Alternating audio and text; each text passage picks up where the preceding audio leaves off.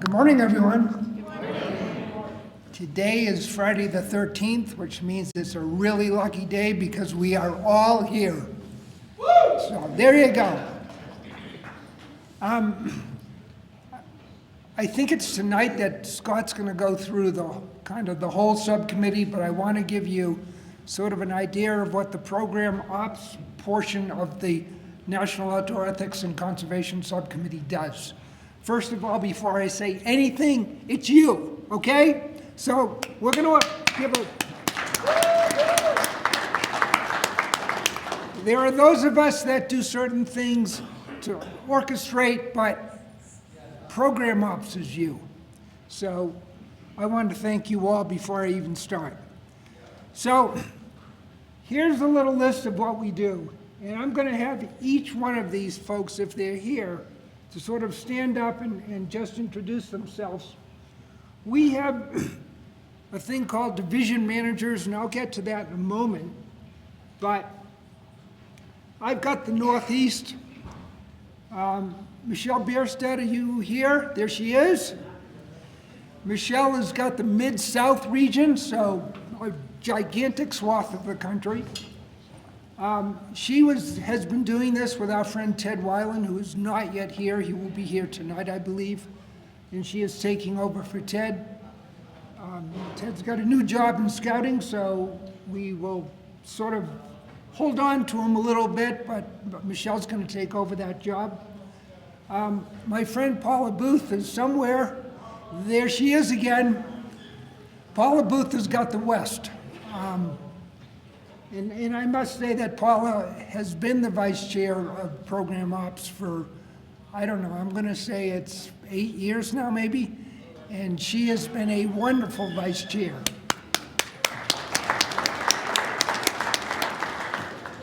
All right, so we've got these divisions, if you cut the country in half, and then we go to the other things that we do.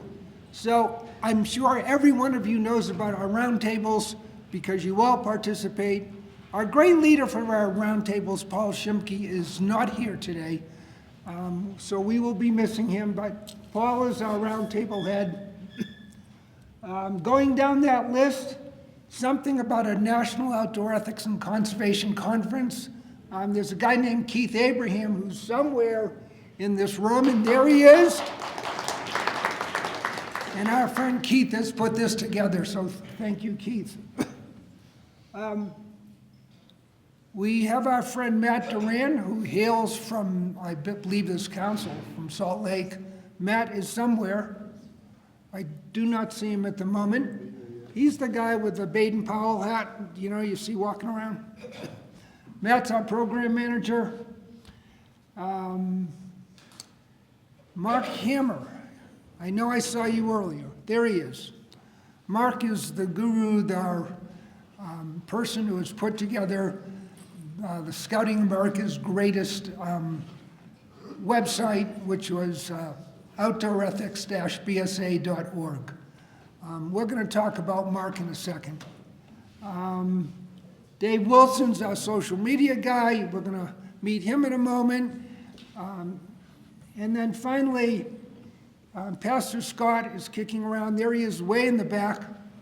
You will notice that there's been a slideshow over to my right with some of our national outdoor exhibits. So this is sort of the list of those things that we are doing in program ops.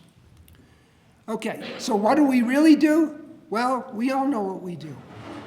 We help councils deliver outdoor ethics and conservation program. That's what we do. That is, in a sense, the total sum and substance of what we do. And you are all here because you want to learn things to further that goal for all of us. In addition, we communicate. And what better way to communicate than what our good friend Paul Shimke does with our roundtables every month. You all know you got a notice, an email saying, no roundtable this month, because we are here. We host these kinds of national outdoor ethics programs. We are in charge of administering the level 2 courses, what used to be known as the old ME courses. We have one that will be starting soon at Philmont. Let's see, we have the exhibits that we do. So if you're not familiar, we set up a couple of years ago our outdoor ethics and conservation service plan. You can find that on the website, and it talks about how we are divided up into areas. It was basically based on the former NST, National Service Territory Program. That has morphed into the new CSTs. We'll talk about that in a second. But we're down to about 247 councils, and I'm sure by the time I just said that, we're probably down to about 246. There must have been a merger in the last 5 minutes somewhere. But that's sort of moving around a moving target. But we divide our new CSTs, our 14 CSTs, and we have people that support that. And so let's talk about that again. Remember I told you about the country is cut into thirds? Paula Booth is over in the west. Michelle is in the mid portion to the south. She has a gigantic region that runs from, I think, Montana to Puerto Rico. So figure that one out. So we have that, and then I'm over in the east. But we have 14 CSTs. And so under the 3 division managers, we have these team leaders, and let's see if any of them are here. Starting in the west, Darryl Crossman, I know I met you back over there. Darryl, tell us in a second about CST1. That area is? Oregon, Alaska, Washington, Far East Council is a big portion of it. So, great. Northwest. So that's Darryl. 3A is vacant, but I know John Gunnering is here, and he's got what is known as CST3 or 3B. John, what do you have? I have Southern California and Nevada. Okay. 7, which is also out there, is vacant. We do not have someone to be a team leader there. And 8, Paula Church, who I don't think is here. There you are. I've got North Texas, New Mexico, a little bit of Oklahoma, and Arizona, I think. This just happened yesterday, so. Okay, Paula. And then we go to the mid-south section. Gary Groven is not here. Gary's going to be going to Philmont in a moment to lead that course. He's out at CST 4. Jenna Grubbs, I haven't met you if you are here. Not here. Is 5. Mike Anderson, also not here. He's got 6. Ted Shigley, also not here, is up in the Ohio area in CST 9. Richard Cole, over in 14, also not here. And how about Ginger Fiegel? Ginger's not here. Okay, Michelle, you understand what just happened? Yeah, okay. So the Mid-South folks aren't here. And when we go to the east, I'm going to do a little bit better, I guess. Fred Thornley's got that big area from New York all the way to Maine. He is not here. Pastor Scott is 12. Pastor Scott? Yeah. CST 12 is a good portion of Pennsylvania, Maryland including, and the District of Columbia, National Cap, Baltimore, and down into West by God, Virginia. All right. 13 runs basically from Connecticut down into New Jersey. That's Wayne Gross, he is not here. Jim Fuller is here, who has 15. Jim, where are you? There you are. CST 15 is Southern Virginia, North Carolina, South Carolina, and a few pieces, I think, some neighboring states beside that. And Sarah Lindgren is not here, who will be working with Jim. So those are our team leaders. So we've got the managers, we got the team leaders, and then that goes down into the COEAs. So, what have we been doing this year? Well, we've got the roundtables. My count is we've done 35 roundtables since 2020. We are averaging somewhere over, I see generally about 85 to 90 to about 130 on our roundtables each month. Sometimes it's higher, but generally speaking, that's about what I see. If any of you have not tuned into our roundtables, I think it is one of the great programs that Scouting America is putting on now. We are covering such a wide range of topics. It's exciting. And I met this man right, where are you, who's doing one on birding next month. Where are you? You're not here. Okay. But I think that's our next topic. But we've done some really exciting programs. And they've been produced essentially by Paul, by Paula Booth, and by Matt Durant. And that's a great program. So we put together a website. This man named Mark Hammer put together this website a few years ago. It is so good that Scouting.org said, no, we want this, and Mark has now essentially put, I want to say, 3/4 of Outdoor Ethics-BSA into Scouting.org.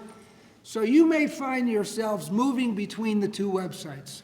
There are still things on Outdoor Ethics-BSA.org which are not on the Scouting.org website, but that is all things outdoor ethics and conservation. If you haven't played with it, it is a terrific website. Dave Wilson has put together our social media program. I believe, last time I looked, Dave, 1.1 thousand. 1.2. 1.2. And how many hits do we have for today? Oh, for today, yesterday, we put a picture of the outdoor code display. In 2 hours, we had over 75 hits just on that picture. As of yesterday, we had over 120 hits of the various pictures that we put on. All right. So know that there is a social media site for us.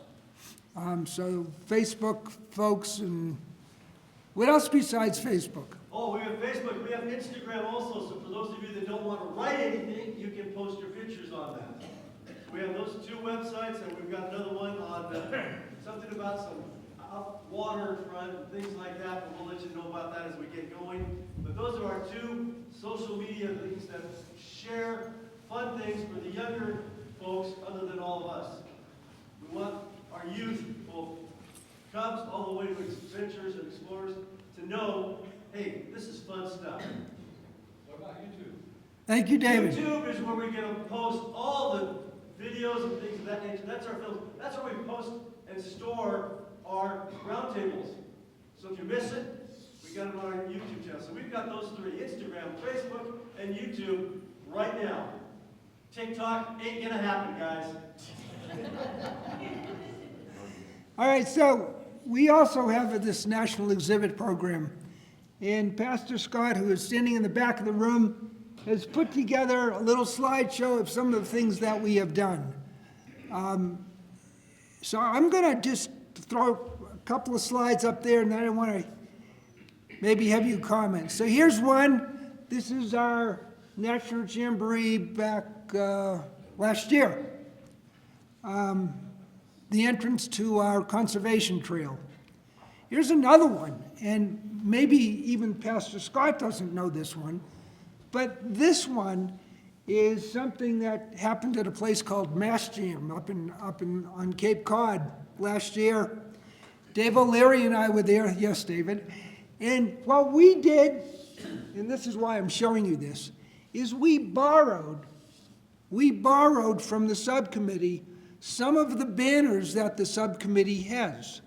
So we took our national show and we brought it to a local event.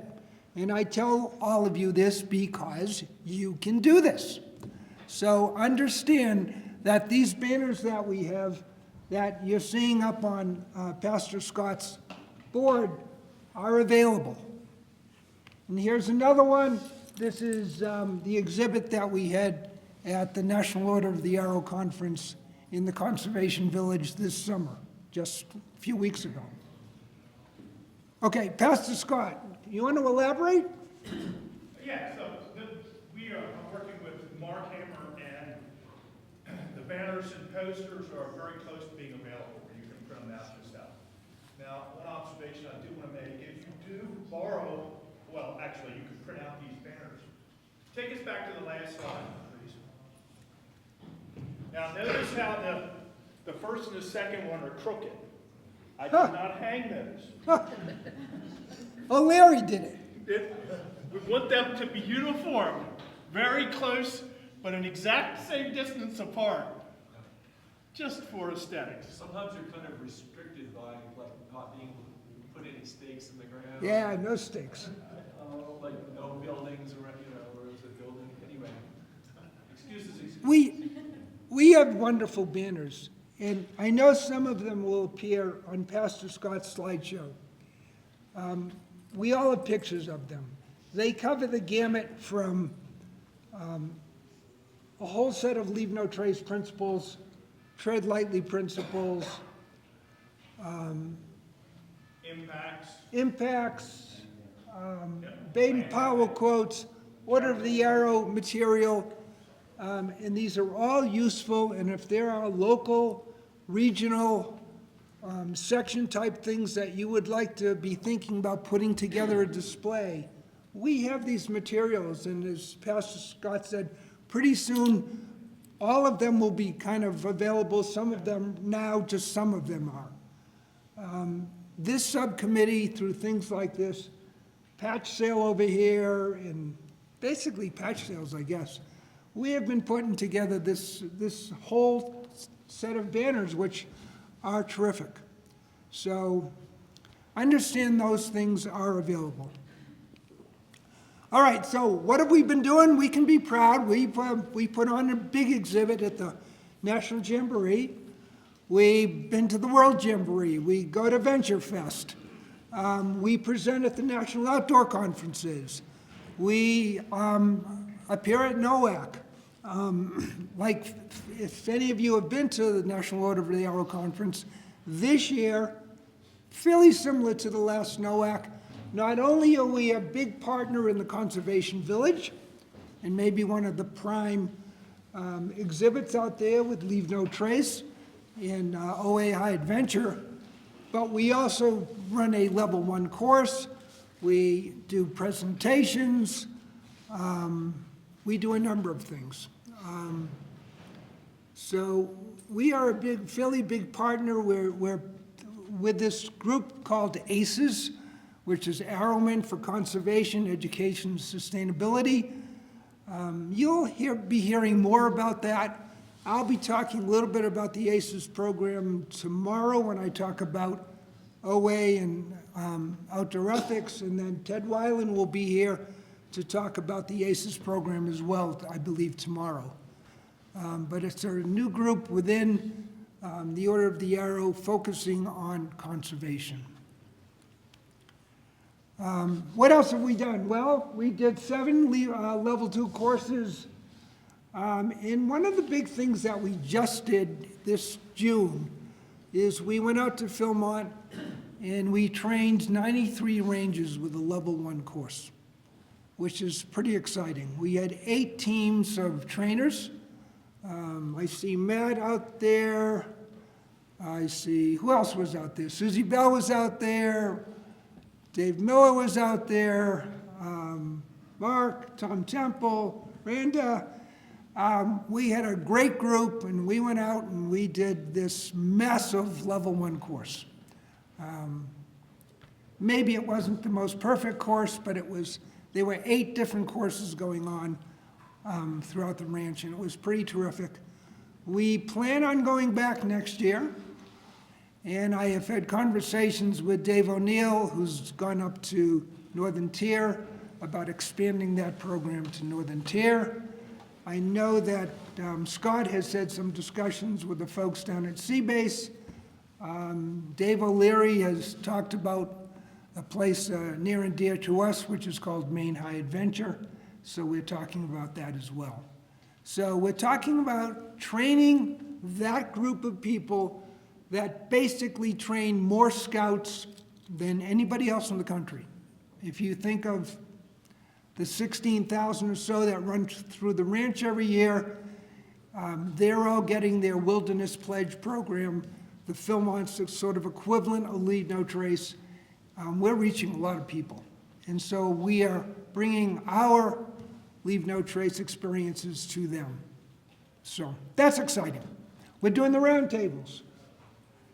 And of course, locally, we are assisting councils, our main function. So we are all running level 1 courses and awareness courses and workshops and, scouting U's and camporees, and we're all doing that. And so that is terrific. So those are the current projects pretty much. We've got a jamboree coming up next year. We've got a jamboree coming up in '26. We've got the National Outdoor Conference. If you've never been to one, it's pretty neat. It's going to be out at the ranch on September 16th.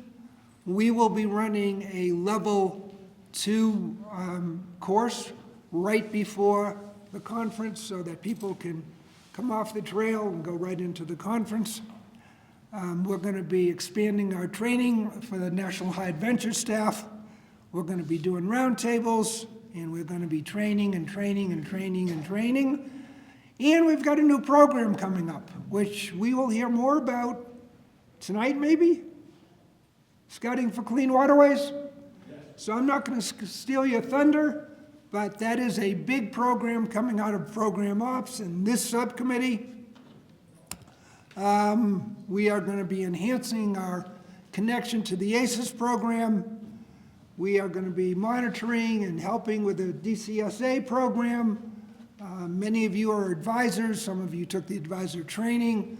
How many people are working with youth on the DCSA award right now? Let's just sort of look at that. Okay, if I were to ask this question in 2 years, my guess is it would be 3 times that. So that's terrific. So that's it. So that's what your program ops, that's what you guys are doing, what we are doing throughout the country. So once again, unless you have questions, I'm done. Thank you. Thank you, everybody.